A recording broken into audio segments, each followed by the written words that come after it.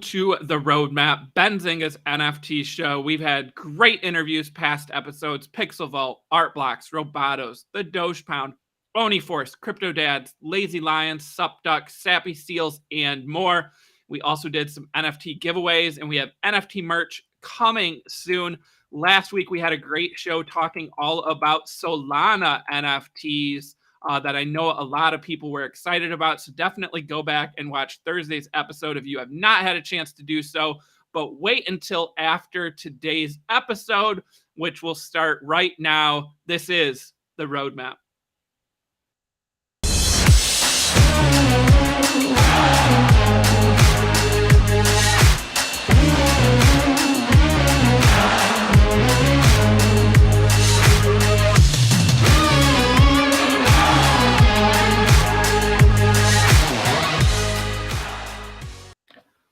All right, everyone. Yeah, this is the roadmap, Benzinga's NFT show. Welcome to all our loyal viewers and also to our loyal listeners. If you are listening to this on the podcast, or if you're watching this after we aired live on Tuesday at 2 p.m. Eastern time, we love and thank you all.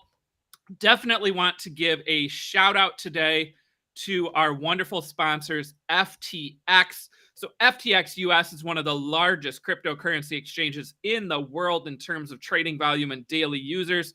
The FTX app is used by over 6 million people to buy crypto and NFTs with no transaction or withdrawal fees. You can use your phone or computer. The FTX US trading platform offers NFT trading on the Ethereum and Solana blockchains with no gas fees. You can find out more by going to ftx.us or clicking on the link in the description below. We also have it pinned to the chat in the live chat right now. So if you haven't not had a chance to check out FTX, definitely do so and give them some love. I want to go ahead and bring on my co-host, Brian Moir. Brian, what's going on, buddy? Howdy. Ooh, I'm on this side today. It changes up. That's our producer for you, right? It changes from time to time. We'll just go in alphabetical order today, I guess. Brian on the left, Chris on the right. But Brian, speaking of FTX, I know we're going to do a Super Bowl special show tomorrow, but I have to give them a shout out. I don't know if you saw this, but FTX is going to be airing a Super Bowl commercial for the first time. And in celebration of that commercial, they are also giving away Bitcoin, Brian. I mean, who wouldn't want to get some free Bitcoin? So this is how the commercial is going to work. This is really exciting. So they're going to air a commercial during the second half of the Super Bowl. Whatever time the commercial airs is going to be how much Bitcoin they give away. So the game kicks off at 6:30, and let's say their commercial airs at 9:02 p.m. That means that they will give away 9.02 Bitcoin to the lucky winners. So, Brian, I know I'm going to be watching the Super Bowl. I know we got a lot of crypto and NFT news to talk about that tomorrow, but I wanted to give everyone a heads up. You definitely want to be watching the game, and when that FTX commercial airs, you can go to their Twitter and find all the rules and maybe win your share of some Bitcoin. What do you think of that, Brian? And what's maybe a time prediction on when we see that commercial? What do you think? Oh, I don't know if I can give a time prediction. I think that's really cool. I think that somebody would be really lucky. I mean, it's I guess they say they're going to give away, if it starts at 9:02 Eastern, they'll give away 9.02 Bitcoin.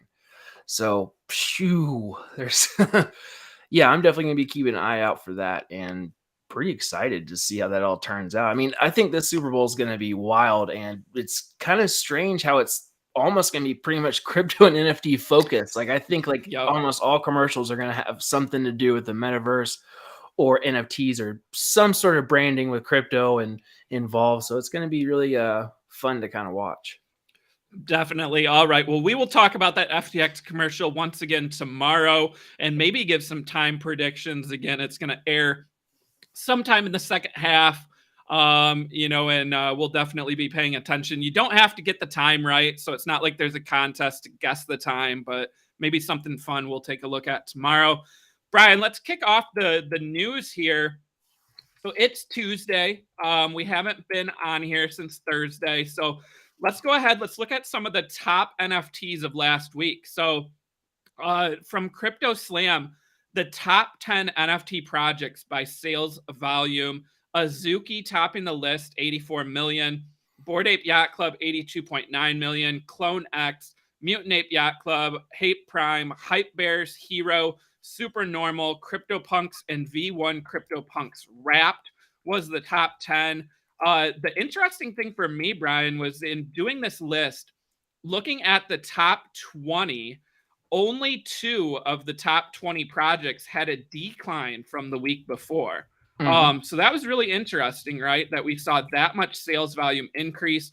The losers on the week were CryptoPunks down 45% and Axie Infinity, which Axie was not in the top 10, but in the top 20.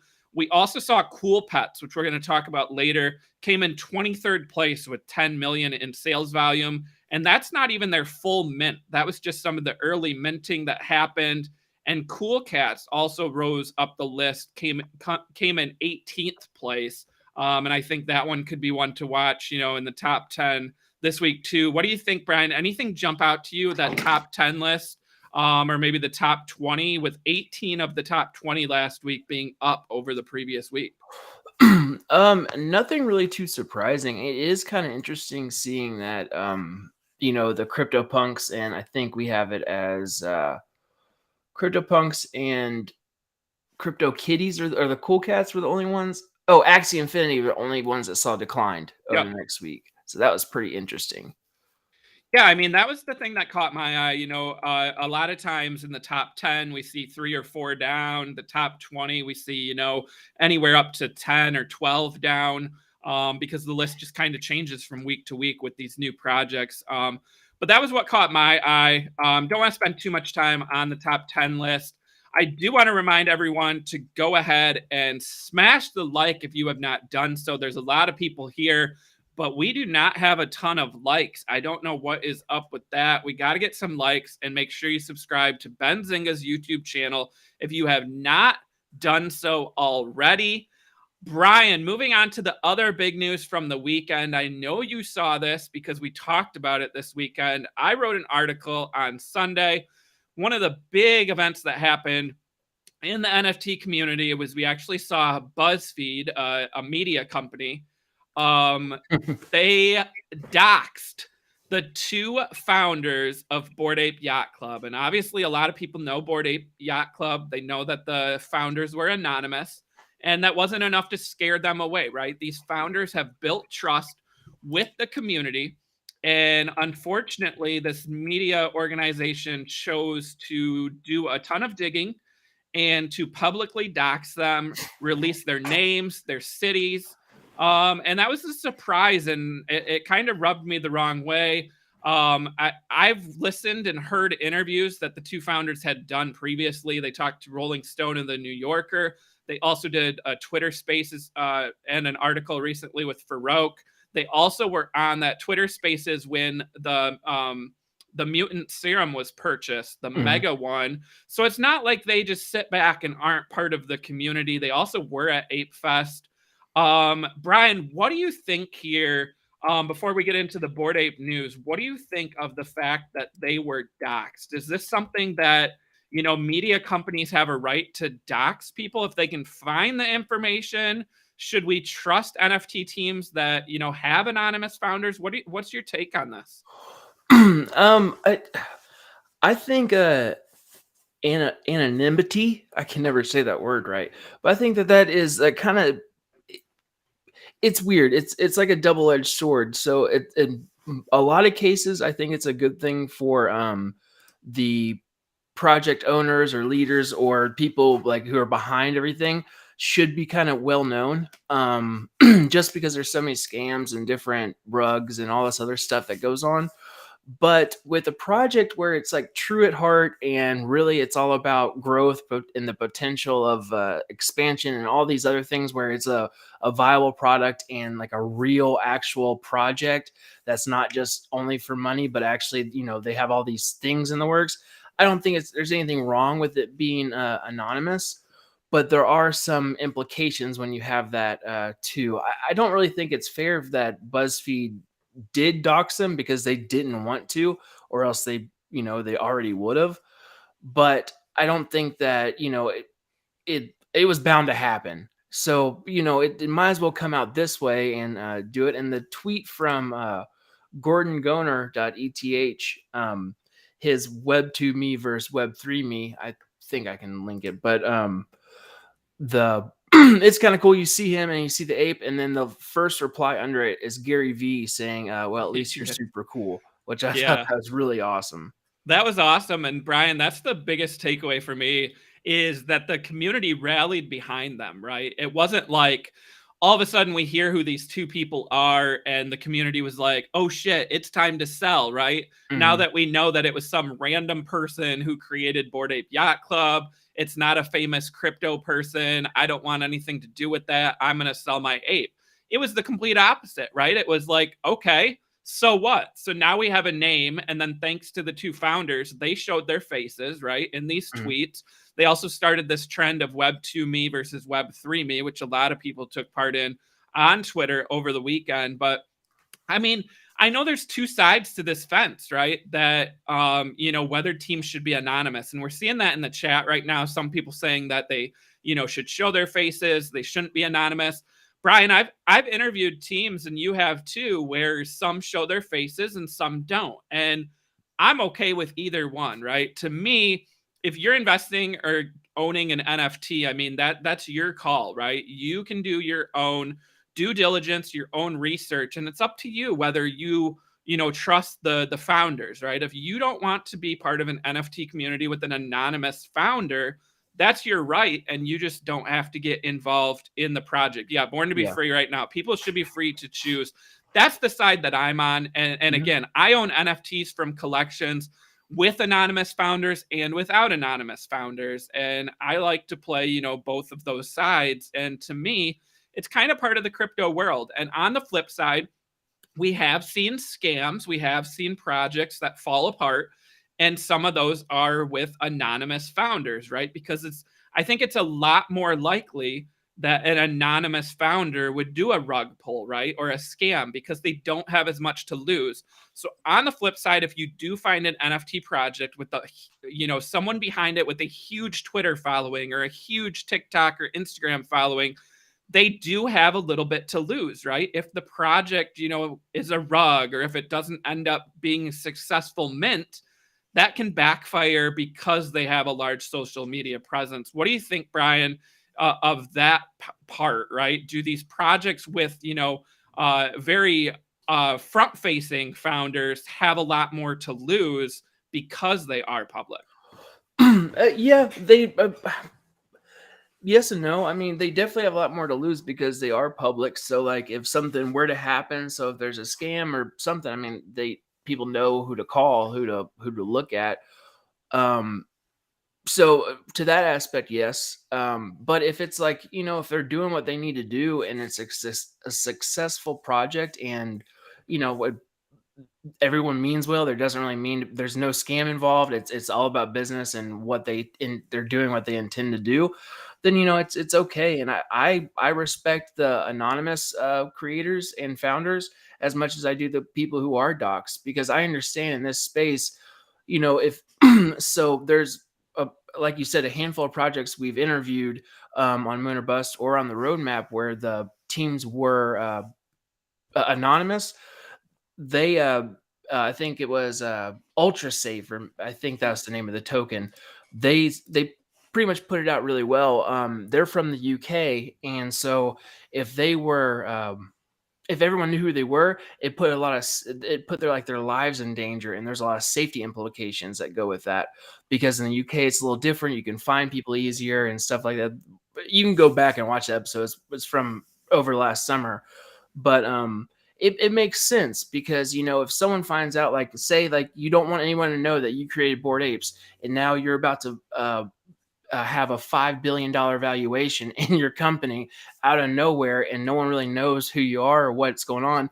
all your family, like winning the lottery, everyone from your family is going to come running in, or from the woodworks, or Yeah, from friends and exactly. everything, and kind of attack you and try to get part of that money, when maybe you don't want everyone to know how rich you are or what your assets are, because somebody can try to steal you, and then it puts you in places to get hacked or get your seed phrase stolen, all these different things. So I get it, and I'm definitely okay with it as long as it's not a scam, but it's pretty easy to spot when it is. So Yeah, yeah. definitely. And they talked a little bit about their safety as one of the reasons why they wanted to be anonymous. And they also, this was the key for me, they actually came out and said, we prefer to be judged based on our actions and work. In our view, this is about the club, not us. So again, going back to the large community, there's the two founders there with Guy Osiri, who's a talent rep who actually signed that deal with Bored Ape Yacht Club. So again, these guys were at Ape Fest, and I don't know if any of the community even knew who they were. That's the thing. Like, it's not like they were, saying, "Hey, I'm the founder." I think they were just blending in and really trying to be part of the community, and I really like that approach. I did see like I forgot the name of it. I'll try to find it and maybe I'll put it in the comments after I do in the YouTube comments. But I saw like a documentary or a short thing on YouTube. I forgot if it was Vice or someone else, that they went to one of the parties at Bored Ape Yacht Club, and one guy was saying that a lot of the original like Bored Ape holders who have been there for a while, and even to newer ones, all pretty much know who these guys were, Yeah. but it was like kind of a known secret. Like don't spit it out, don't dox them. And if you see them, just hang out with them. And I think one guy even was just chatting with another guy and didn't even know it was one of the founders of Bored Apes. It was just talking, hanging out, and chit chatting everything. So I think that's pretty cool. They're very humble because they're very rich. But Yeah. Definitely. Well, along with the doxing, then we also got a post from the founders, which was actually going to go out earlier, but obviously they had a lot to deal with over the weekend. But they put out some teasers, right? So they talked about that mobile game that was Mutants Against Apes, Apes Against Mutants. So they announced the winners with the top 1,000 of each game receiving prizes, including a pinball machine and a converted 2002 Honda Accord featuring Mutant Ape Yacht Club. They also shared dates for the Ape Fest 2022, June 20th through June 23rd in downtown Manhattan. Remember that featured a concert last year, some comedians, some performers, also a party on a real yacht. So that is a big deal. But then the key for me was at the end of the article, it said the header image for this post, that's something else. Can't talk about that. Gordo will get mad. And if we look at that image, it is right there. It is a 3D ape. So they kind of threw the teaser out there. And Brian, there's been a lot of takeaways from this. A lot of people saying, they have said that they're going to print 3D versions of each ape for all holders. Is this just a teaser of that? Could this be an image out of a Super Bowl commercial? Could this be an image from a movie or a TV show, since they have that talent agency deal? Or is this the apes' reaction to maybe a war breaking out between apes and dogs, and maybe we're getting some future mints? So there's all kinds of theories out there. I really think, to me, it jumps off the page as an image from a commercial or a TV show or a movie. yeah, I'm What do thinking you Super think, Bowl Brian? commercial. Super Bowl commercial? Yeah, that'd be my guess. I mean, I feel like that makes sense with everything that we've talked about, everything we've heard. So we definitely will maybe get some news out over the next couple days or the week. I still tend to think that if there is a Super Bowl commercial, we'll know before the Super Bowl airs, because I think it'll leak out. I mean, who knows, Brian? Maybe BuzzFeed will leak it to us after they do some more digging. BuzzFeed. So yeah, but anyways, that's what I've got for Bored Ape Yacht Club. Again, huge news that the owners got doxxed, but maybe even bigger news that they continue to follow that roadmap and reward their community. Brian, we had news that hit today that you actually shared with me before we kicked off the stream. So Ubisoft bringing Rabbids to the Sandbox, and also planning to bring other games, including Assassin's Creed, Just Dance, Far Cry, Rainbow Six are all owned by them. So we'll see if we get, a Sandbox announcement then and when. But what do you think, Brian? I'm going to talk about video games in a little bit, another one. But Ubisoft, one of the largest publishers out there, and we've kind of seen a mixed bag with video game companies. Some have said, "Hey, we don't want to do NFTs yet," right? And then you have, Ubisoft that says, "Hey, we're doing it." Right? We're going to get in the sandbox, the metaverse. I think they did some NFTs for one of their games previously. Yeah. So they seem to be going all in. What do you make of this approach here? So I was just reading earlier too that all the way back into like about 2018 is when Ubisoft first dabbled in the Web3 and NFT kind of game.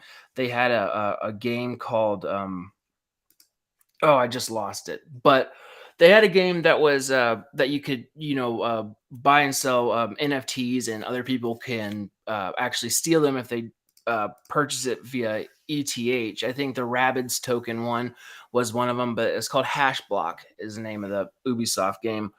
But they've been in the space for a couple years now. They have partnered with the HBAR Foundation, so it's going to be on the Hedra Hashgraph blockchain, which is pretty interesting. And I think that's really cool because you don't really hear a lot about HBAR in the news or in social media or anything, but that is one of the coolest blockchain companies or projects out there. And if you have time, if anyone has time, go look up HBAR Hedra Hashgraph and see who the founders are, because you'll be amazed at the talent and the knowledge and the expertise that is in this foundation, as well as what they're doing and what they can accomplish, and what they can provide, because it's a very little known blockchain, but not really highly sought after, or people don't really talk about it a lot, but definitely give it a look. But I really like how they're putting a lot more stuff in the sandbox and getting it more into into the metaverse, and joining all these other companies that are now putting, like, I think Sony bought like 40,000 different spots in the sandbox to put billboards and stuff like that. So it's just blowing up right now. Yeah, the one that I really liked, and actually the way I was playing NFT games from a stock perspective, was that I own shares of Zynga, the mobile game company, right? Because they hired a blockchain expert and they said, "Hey, we're going to do NFTs in our games," right? Well, turns out Zynga's getting acquired by Take-Two. I've sold my shares since then. But it's weird because Take-Two the other day came out and said, "Hey, we're not going to do NFTs yet, maybe in the future." And here you have Zynga, who they're acquiring, saying, "We're doing NFTs as soon as we can." So again, these gaming companies just have a totally different approach and timeline. And I mean, Brian, we've seen with crypto and NFTs, right, that it pays to be early sometimes. And I just tend to think that some of these gaming companies may be missing out. And, we'll be able to judge them a couple years from now on seeing, who took the lead and, maybe made the smarter decision. So maybe Ubisoft is really going to be the genius in a couple years, but we'll find out. I do see a couple people mentioning some projects in the chat. Again, if you're watching us live, thank you guys. Keep them coming. We will take a look at some of these NFT projects at the end of today's show. We want to get through the news and some projects that we're watching. But again, everyone commenting about one right now. We'll get to it at the end. We'll get to it at the end, I promise, guys. So another news item, Brian, right? We hear all the time about NFTs from, large companies or media, right? So I wrote today exclusively on Benzinga. We actually got this article out before the press release came out. Come on down. You're the next contestant on The Price is Right is launching NFTs. So they are celebrating their 50th anniversary, which I know is hard to believe, but that show has been on for 50 years. And to celebrate, they're launching a series of NFTs, and those NFTs are going to feature some of their well-known games like Plinko. I mean, I remember watching Price is Right as a kid and seeing Plinko and some of these other games. They haven't announced a release date yet, but, this is pretty exciting because they're going to be where you own the NFTs. You also get access to some rare vintage items and history. So maybe some physical items, maybe some future drops. We'll find out, but this is from the same company, Theta Labs, who did Katy Perry NFTs. They've worked with some other media companies. And Fremantle owns The Price is Right. And Fremantle is a large media company. They produce over 12,000 hours of original programming every year. So, Brian, another big media company getting into NFTs. What do you think? The Price is Right NFTs, just another example, right, that everyone is getting into the market.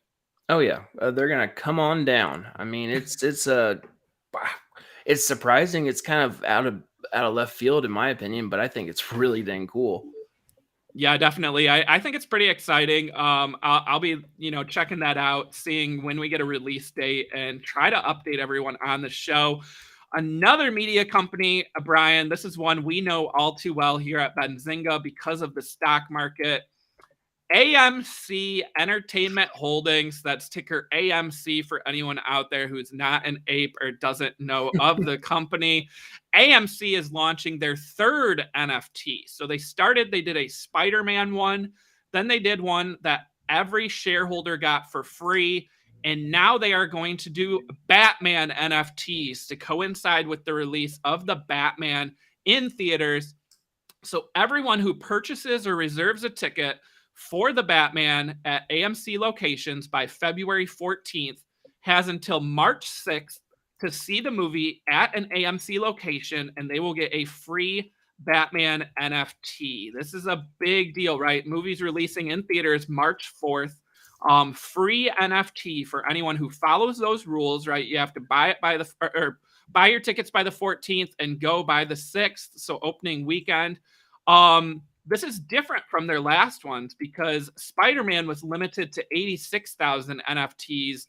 And then the AMC shareholder one was only available to people who were shareholders, which was a total of around 425,000. There is not a limit number to this NFT, Brian. So we could see hundreds of thousands of Batman NFTs.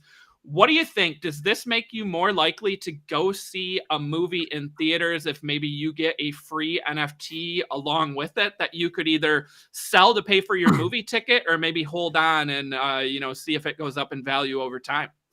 Yeah, I mean, I would definitely go see more movies in theaters. If I got an NFT for each one, I mean, that's awesome. I mean, that's definitely a good, it's just kind of like the Mavericks and doing, if you go to, or like some other football teams too, where if you go to this game, you get an NFT for a ticket that you can sell the ticket and pretty much pay for it or make a profit.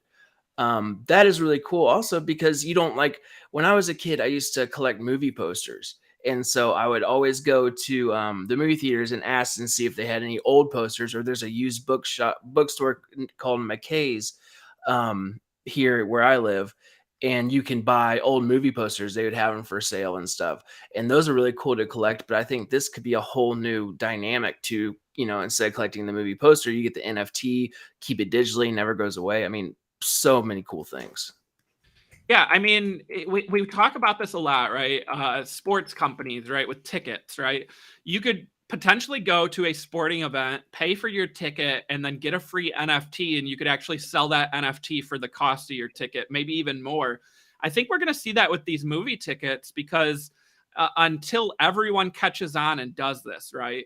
And again, this is AMC locations. So you're going to have people that go see the Batman. Maybe they don't have an AMC in their town, right? So they can't get the NFT.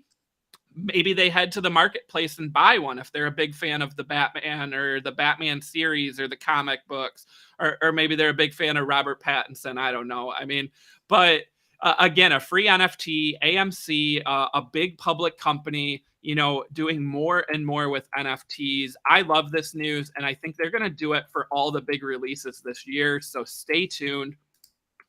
And we've got another big public company going further into NFTs. I believe I talked about this one before. Bud Light is launching a new zero carb beer called Bud Light Next. It actually came out yesterday. So along with that launch, they did a series of NFTs. Well, along with that launch, Bud Light will be featured in the Super Bowl with a commercial this Sunday. And in that commercial, we're actually going to see Nouns DAO, a popular DAO known for their glasses. They signed a partnership with Anheuser-Busch. So we will see the Nouns DAO glasses in that commercial. If you haven't watched it already, I actually watched it yesterday. It's amazing that we see all these expensive Super Bowl commercials before the big game, but that's the world we live in. But another company getting heavy into NFTs and also using the Super Bowl to kind of promote that. What do you think, Brian, using the Nouns DAO, a popular series out there, and also launching NFTs along with their commercial? I think that's pretty cool. I mean, I think everything that we've talked about today is pretty awesome. But I really like the Nouns DAO. I like the simplicity of them, and I like how they actually go about. You can get your own noun and stuff, and once you have one, you're always going to be part of the DAO.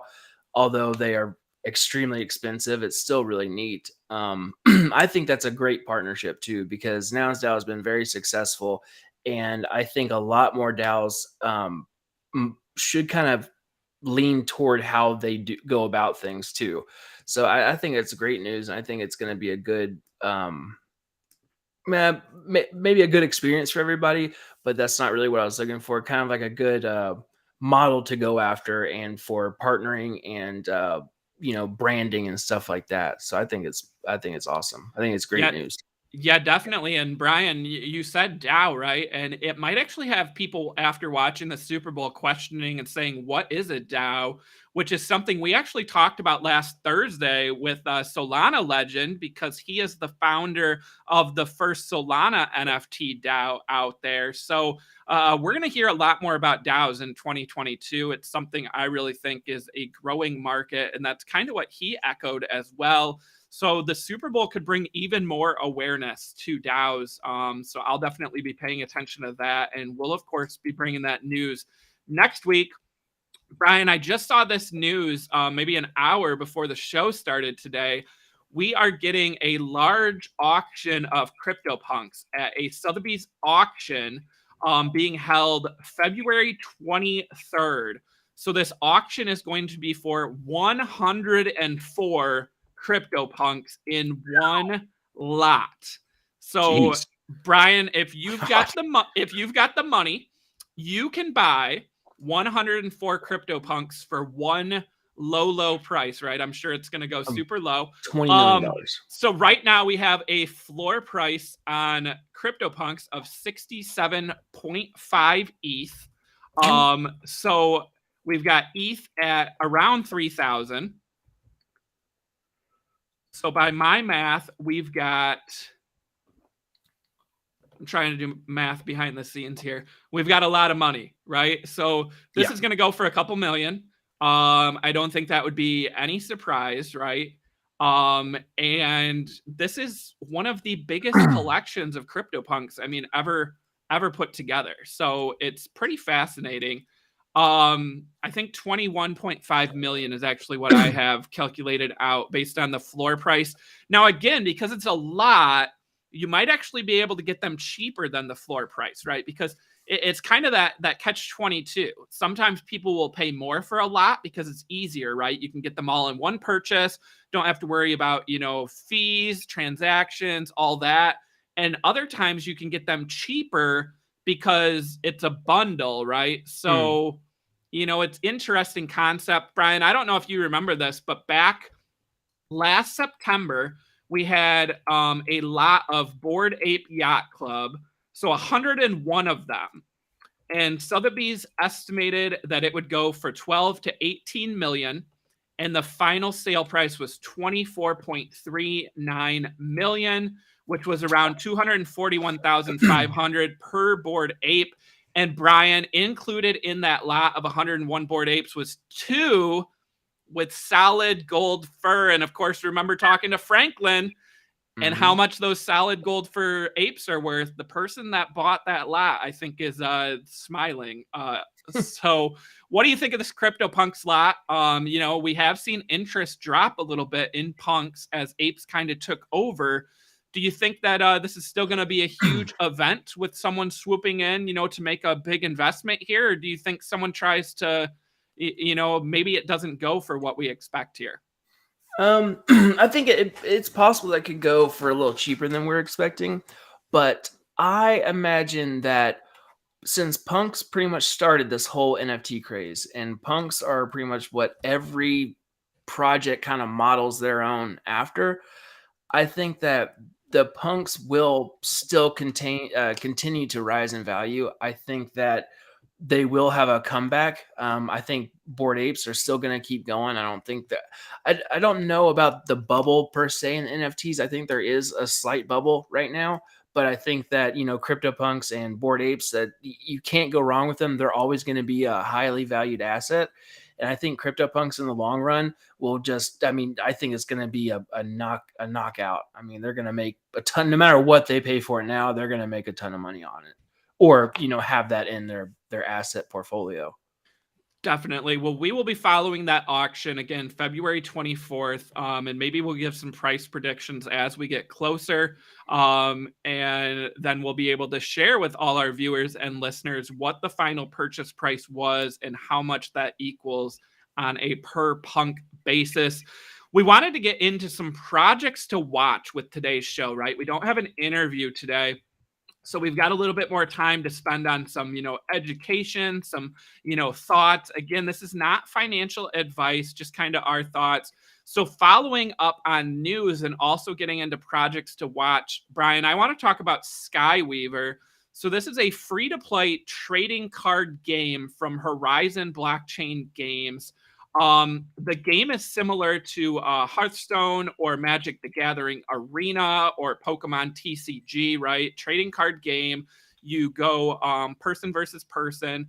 There's over 500 unique cards that can be unlocked in the game for free. So they had their soft launch in November, going live on the Polygon mainnet. They now launched their public open beta today. And this is a game that has a huge following, which I'm going to get into some of these numbers. But the really cool part is that you can win, own, trade, and sell NFT trading cards with their peer-to-peer decentralized marketplace. And the really cool thing is that they have an automated market maker. So, Brian, if I win a silver or gold NFT and I want to sell it, I don't have to put it up for auction. The game tells me based on an algorithm how much that card is worth, and I can instantly sell it. And same with I can instantly buy, NFTs for this game. So investors include Coinbase. I know we've heard of Coinbase, and Alexis Ohanian, the founder of Reddit. He actually said, this is my favorite part about Skyweaver, I think, is that Ohanian invested in 2019, and he said that this was the first game that really opened his eyes to the potential of play to earn and NFT gaming. So the game's been installed by over 233,000 people, and there was over 345,000 people on the beta waitlist, which again went live today. Brian, what do you think of play to earn and maybe a TCG here in the NFT space? I think that we're going to keep on seeing more and more. I think Axie Infinity really blew that whole part of the NFT space out of the water. And was one really cool thing that I like about Axie and the Skyweaver is that it gives people from all across the globe, as long as they have internet access, maybe a chance for some actual residual income and to learn more about stuff while playing. And it opens the gates to so much more for anyone and everyone. And I think that's awesome. I think we're going to see a lot more of it. And hopefully it doesn't get too played out, because there are some that are a little too played out, and there's that can be a little wishy-washy, or they're just trying to copy one thing after the other. But I like the aspect of this. I personally liked I've played Hearthstone for a while. It's a mobile card game, kind of like Magic, but it's a lot of fun, and I think this is a lot similar to it, so I'm definitely going to give it a shot. I didn't know about it until now, and I'm trying to sign up now. Yeah, definitely sign up. And full disclosure, again, not financial advice. I have been playing this game for a couple days now. I wrote that article for Benzinga today, and I mean, I just like the fact, right? I mean, Brian, I'm a big mobile game fan, right? I mean, I've played console games before, but I really like mobile games where you can just kind of pick up and go. I can take my phone around with me. And what better way than to get rewarded for playing a game, right? I mean, I've played a ton of games before, put in lots of hours, and what do I have to show for it? Nothing other than maybe my ranking or level in a game, right? But now you can play this game and you can earn NFTs. So I'll definitely be giving it a go here and see if I can earn some of those rare silver and gold cards and maybe earn, as you said, some passive income similar to people who play Axie. It looks like we've got someone in the chat also talking about a card game called Warsaken on Wax. I will add that to my watch list.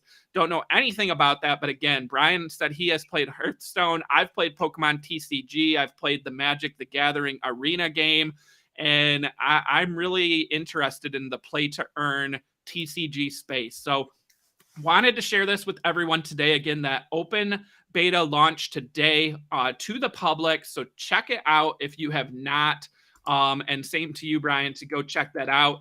And going along with Skyweaver and Ubisoft, I saw a quote from Justin Can. He is the founder of Twitch, right? The streaming platform for games. And he said, yeah, I built Twitch. It has millions of users, and gaming NFTs are way bigger. So again, someone who knows the space well is saying, hey, there is a ton of growth still for gaming NFTs. And I think we know that, Brian, but I think, again, a lot of these companies are still late to the game, and we'll see what happens. So that's what we've got for news. And again, the start of projects to watch. Want to go ahead and get into some projects that we're watching to share with our community. And again, if you're watching live, make sure you smash the like for the value that we are providing. And if you are watching or listening to this live, let us know. Leave a comment or shout us out on Twitter. Let us know that you're enjoying this NFT content on Benzinga. Brian, let's get into some projects. Squiggles is up first. So Squiggles has over 230,000 followers on Twitter, over 369,000 in the Discord. They have a mint coming up on February 10th. Can we get some of those images? Look at that, Brian.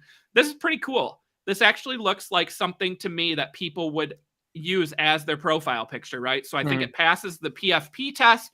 It has a large following, which again, those numbers are huge, which means they might be slightly inflated. This is one that's gotten a ton of love out there on social media and a lot of NFT people I follow. What do you think of these squiggles here going into the launch this week? I think they're pretty cool. I'm actually looking at them right now. Like you said, I like the actual PFP aspect to it. I think that's kind of neat. I think that I don't really know if this will happen, but my hope is the PFP thing is like, I would hope that that's not the only product of an NFT moving forward. I don't think that really is. I think a lot of these projects now have a bunch of other aspects to them.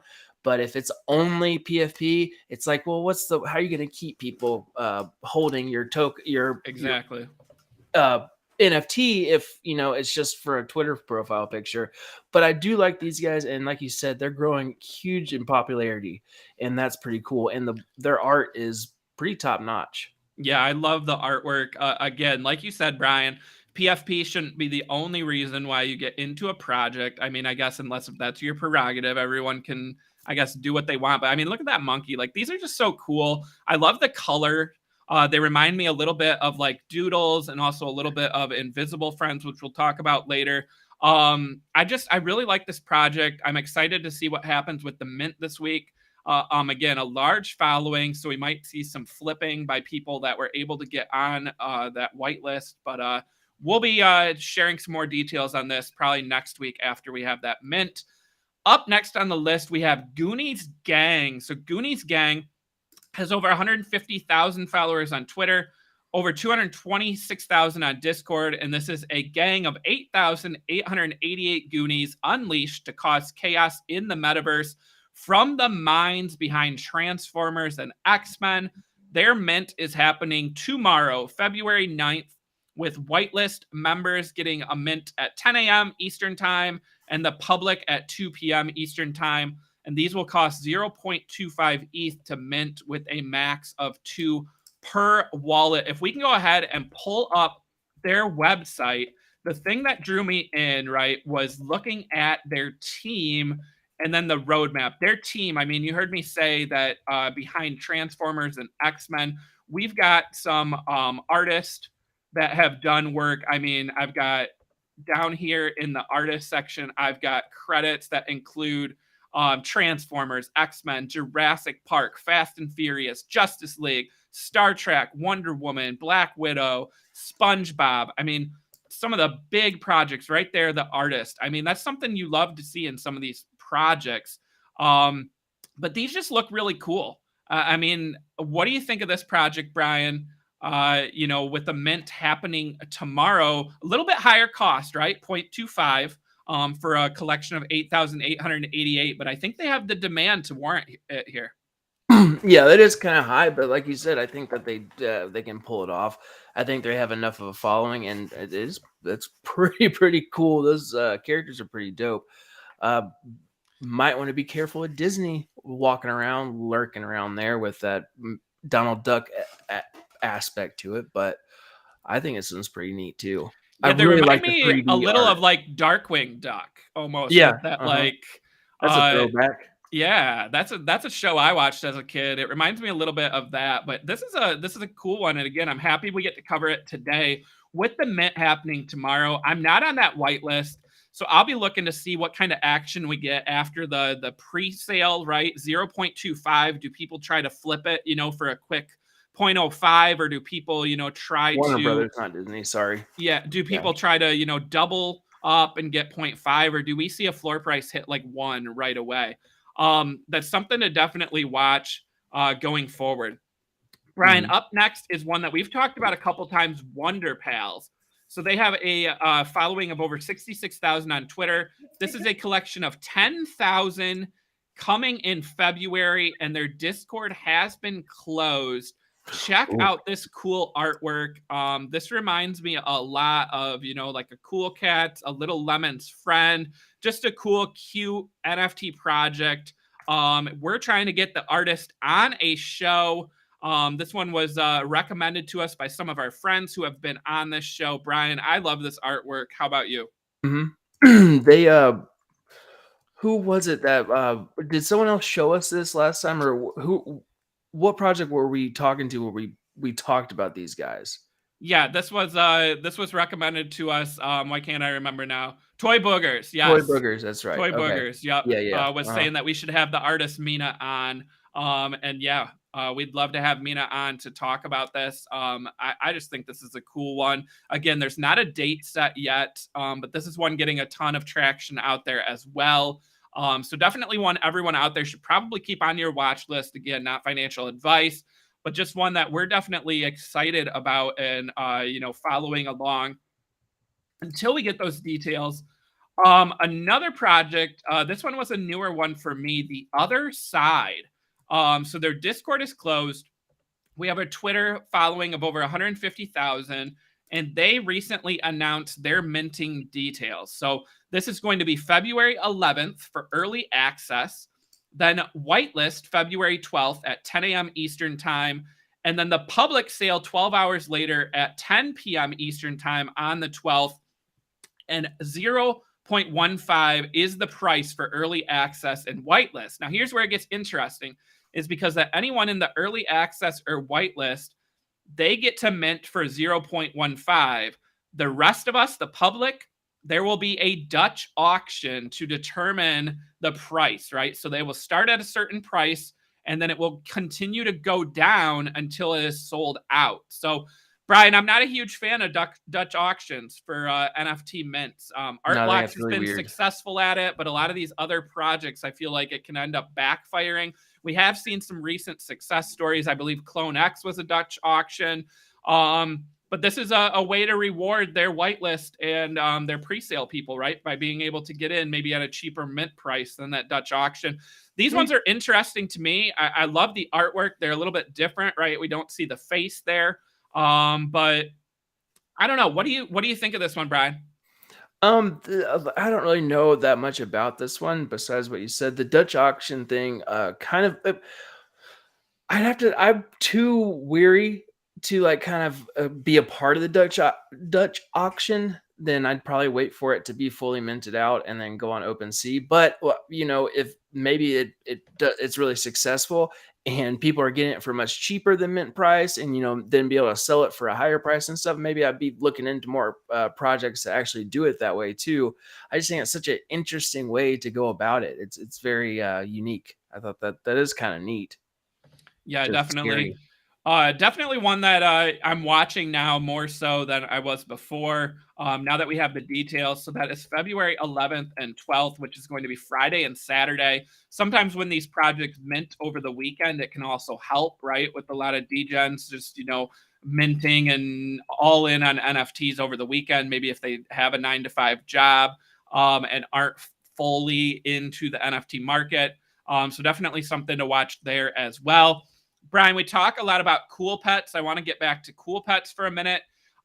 This one is going to be a collection of 19,999 NFTs. It's from the team behind Cool Cats, and all pets start as an egg and then evolve into their final form, which represents one of 4 elements: grass, fire, water, or air. Right now on OpenSea, we have a supply of 15.5 thousand, 2.35 ETH floor. Actually 2.33 now since I typed my notes, so we dipped a little. They are unrevealed still. Brian, if you had a cool pet, would you be selling pre-reveal here based on a 0.5 mint and taking your profits? Or do you think that after these things are revealed, we see these go higher? What do you think? Again, not financial advice to any of our followers and listeners. So 0.5 is pretty steep for a mint. I personally would definitely wait for the reveal because I think a lot of people might be selling right after it does reveal and they will drop it. But that being said, after like a little bit of time, not like a couple days, but just a little bit of time, it's going to rise back up and people might be chasing it. It's just the 0.5 gives me pause, but that's a very tough one to do. I don't hold one, so I can't really confidently say what I would do. If I did hold one, I'd probably hold it. I probably wouldn't sell, most likely. But that's just such a steep price tag. Yeah, I was really hoping to get one of these. I was hoping that the cost after the mint here would be around, like, I don't know, 1 to 1.5. Was kind of what I was hoping to get in at. I don't love 2.35. I think maybe we dip a little bit on reveal, but I think post reveal, I really think this floor is going to hold strong. You see that image on the screen there? There is 4 elements, 4 types. And there is some sort of game coming out where I think that those types are going to be utilized. So you may have the potential where people are looking to get a certain type or maybe collect all 4 if they have the money to do so. So that's something to keep in mind too, that, when your reveal happens, you have the chance to get one of the 4 elements.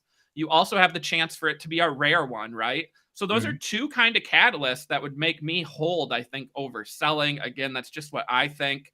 But I definitely will be following, the price here on the floor and the reveal, because this is a project I want to be in over the long term. I'm a big fan of Cool Cats. I wasn't able to get in that one. This is kind of the cheaper way now to get into the Cool Cats ecosystem. So definitely on watch here. Brian, another one we have here is Pixelmon. So Pixelmon is a 1.19 ETH floor, and this is a RPG NFT game, right? You can train, trade, fight, and evolve your Pixelmon. They have over 200,000 on Twitter. This has a huge following. They're actually in the middle of minting right now.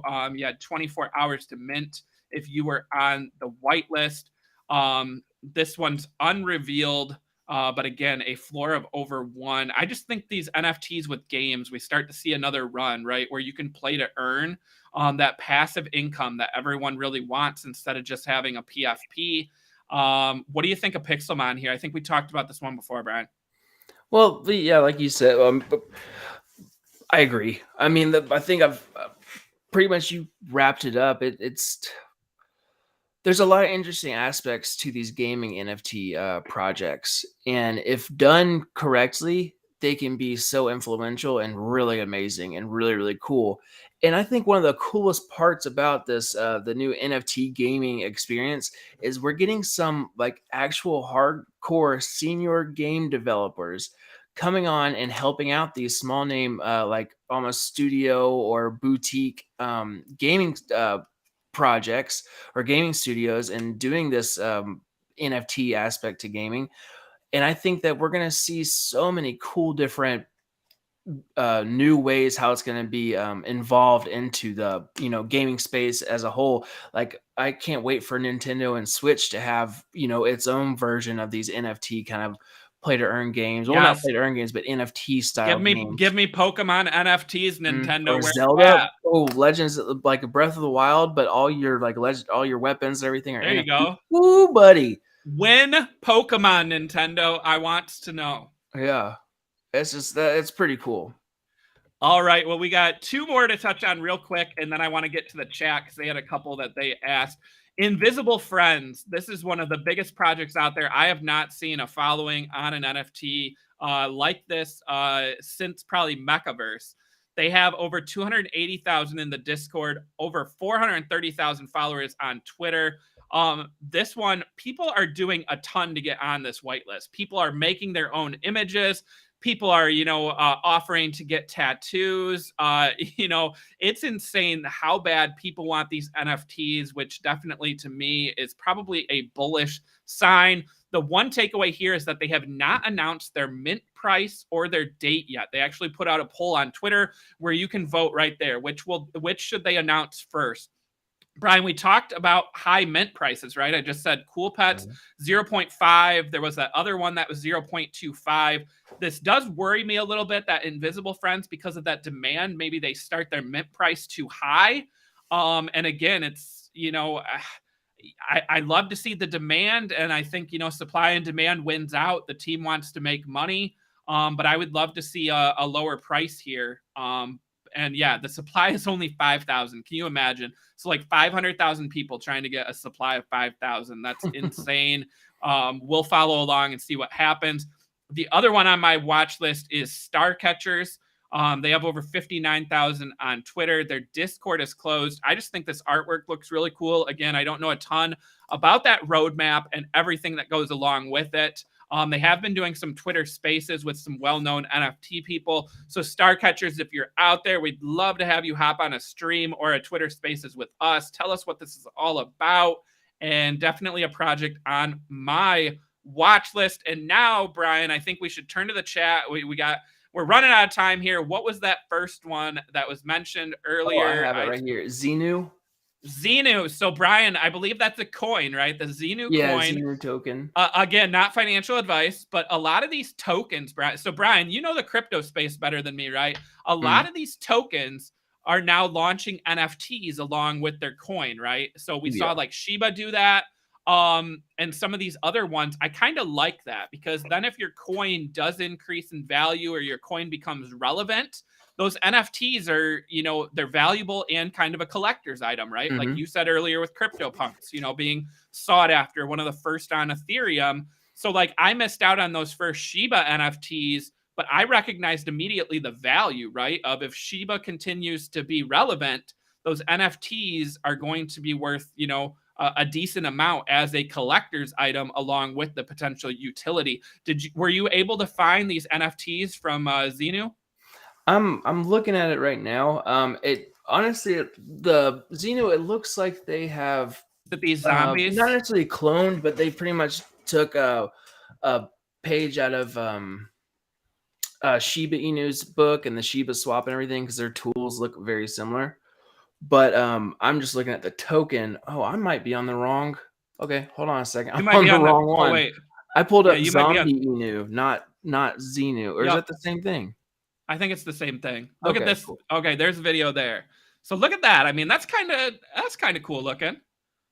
Yeah, they're pretty neat. One cool thing is like with like Shiba, they had some of their like original day one NFTs where if you've been in with them since the beginning and everything, you got certain special NFTs and those went for a crazy amount of money. Yep. So like there's and the really cool thing is like these token projects, if they have been successful and do have a lot of money in their marketing wallets and all this other stuff, they can actually put value into the NFTs themselves and build in their staking from their own token. And so they don't have to build up this whole community or platform in order to make it more successful off the gate right at launch. It's already ready to go. You know, you have something that's valuable and will, you know, maybe not consistently grow, but will retain value and be an asset.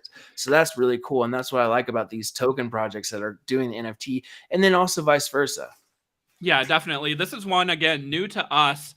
I'll definitely check it out, though. I kind of like that they're calling, you know, themselves the zombie mob, creating kind of a community around the token and around the NFTs.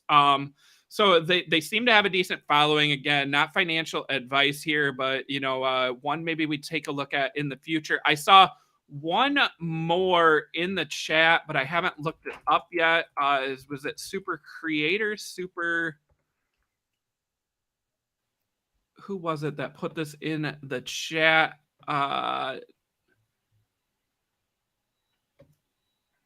There it is from Dennis. Is it Super Creators? Because I'm seeing a Super Creators. Dennis, if you're in the chat, let us know. Was this How do you spell it, Dennis? I think it's Super Creators. 2,222 super creators sent to Earth to create peace on Earth. I don't even see what blockchain this is on. Oh, it looks like we had one that sold for 5 ETH though yesterday. Yeah, this isn't one that I'm familiar with at all. So I can't really share a ton here. Brian, you have any thoughts here on super creators? Not really. I haven't heard of it. And when you were looking at my dogs were going crazy at someone at the door. I think mail just got here or something, so I kind of got distracted. I mean, does that mean that your dogs are a fan of this project or not? Oh, they love this it. Project? It seems like they love it. Here, let me just go. Oh, here I get think one. I got OpenSea here. All right, Alyssa, if you want to pull up OpenSea, I'm seeing 2.5 floor. Is that right? So a collection of 2,222 unique digital collectibles. It doubles as your virtual creator's land membership card, grants access to member-only benefits. Yeah, to me, this screams virtual land and metaverse, which it looks like is their point here. Has some interesting characteristics, some of these. So 2. Brian, a 2.5 ETH floor on these super creators on OpenSea. There's only 2,222 out there. Yeah, there's Dennis in the chat now. Super creators by IAC. Looks like Kenny's not a fan of the super creators. But this is an interesting one. Again, I don't know anything about it. I'd have to do some more digging. Dennis, maybe you can share with us, you know, what your favorite part of the project is. And Brian, it looks like Born to Be Free, one of our loyal viewers here, is a big fan of that dog you got there. Yeah, if you guys saw me on Moon or Bust when I first got Vinny, he could barely fit in my lap. I mean, he was like this big, and now this dude is freaking huge. Yeah, he's a monster, and wants to be on the show. Not camera shy at all. Well, Brian, I think we're out of time. We went a couple minutes over here. So I want to remind everyone, we promised you last week that we would do a show focused on the Super Bowl. So that time has come tomorrow. Let's do a show, Brian, talking about all the NFTs that have, you know, partnerships or have talked about the Super Bowl, maybe some of the Super Bowl, I don't know, players that own NFTs, and maybe get into some of those rumors about the commercials that we will see. And speaking of commercials, you will see a commercial during the Super Bowl from FTX, the sponsor of today's show.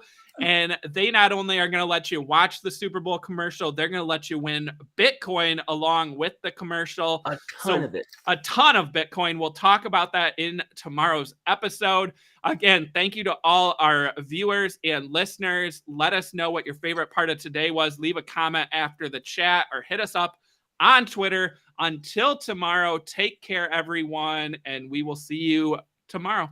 Say bye, Vinny.